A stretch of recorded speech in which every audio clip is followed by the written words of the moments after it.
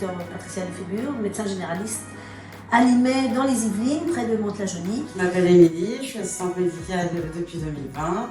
Avant, j'étais soignante à l'hôpital et je suis diplômée depuis avril 2021 en tant qu'assistante médicale.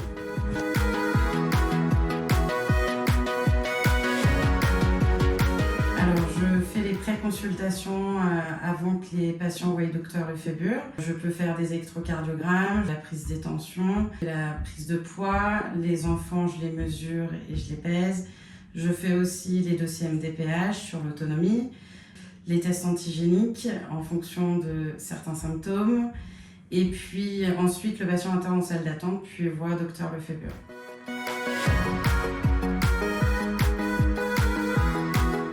Il faut une formation d'assistante médicale qui, pour ma part, vu que je suis aide-soignante, a eu qu'un module qui a duré 3 mois pour pouvoir faire le métier d'assistante médicale. Mais pour une personne qui n'est pas aide-soignant, la formation dure 1 an.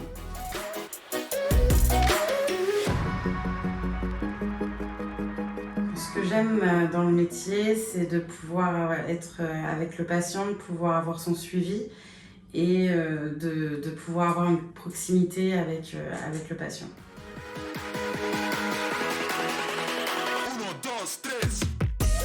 Eh bien, je pense qu'il faut être attentif, il faut être communicant et il faut être organisé.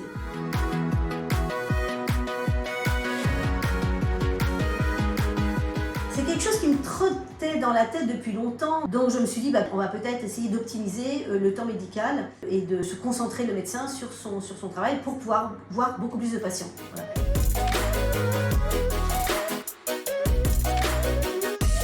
Je me recentre sur ma fonction de médecin et je me sens beaucoup plus utile. Je m'ennuie moins, on va dire, à faire des tas de choses qui m'énervaient et qui finalement faisaient qu'au bout du compte, à la fin de la consultation, je me disais mais j'ai pas fait mon boulot de médecin parce que j'ai passé du temps à remplir des dossiers, à faire un électrocardiogramme.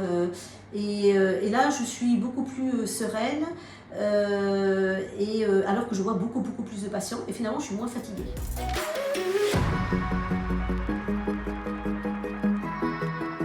Eh bien, les patients disent facilement à la secrétaire que c'est bien, le docteur Lefébure, il a eu le temps de m'examiner, il a eu le temps de m'écouter. Ils ont l'impression que j'ai plus de temps pour eux, alors qu'ils passent moins de temps avec moi. Mais en fait, ils passent plus de temps dans le cabinet, parce qu'avec Émilie, ils ont pu vraiment parler de pas mal de choses. Elle a du temps à leur accorder que je n'ai pas. Elle fait de l'éducation thérapeutique que je n'ai pas le temps toujours de faire, donc ils ont des conseils de bon sens. Et donc, il y a une vraie meilleure qualité des soins pour le patient et ça permet d'en voir plus.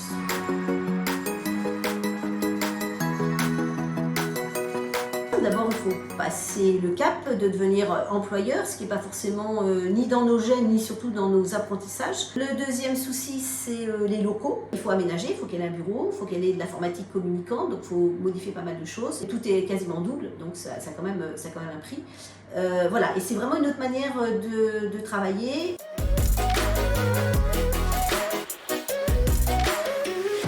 Les démarches elles-mêmes, il faut déclarer, c'est assez simple sur Thésée. C'est comme le CESU pour le privé. Thésée, c'est un système de l'URSSAF où on déclare qu'on a une assistante médicale. Et ensuite, tous les mois, je déclare combien d'heures elle a fait et puis je la paye. Voilà. La fiche de salaire est éditée. La seule chose qu'il faut penser à faire, c'est déclarer également à la médecine du travail, parce que ça ne rentre pas dans le cadre de Thésée.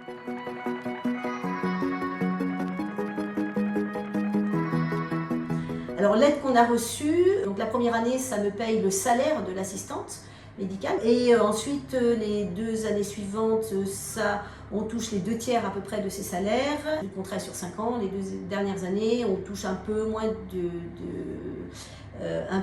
des 2/3 du salaire.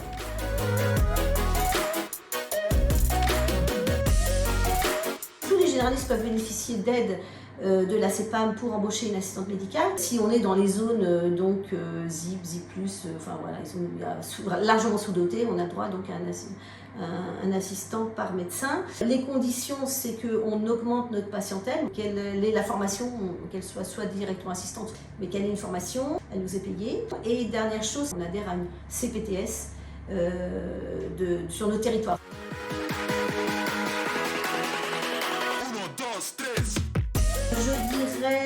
Le travail en équipe, parce que c'est pas une évidence pour un médecin libéral. La qualité des soins et troisièmement, le soulagement du médecin. Voilà.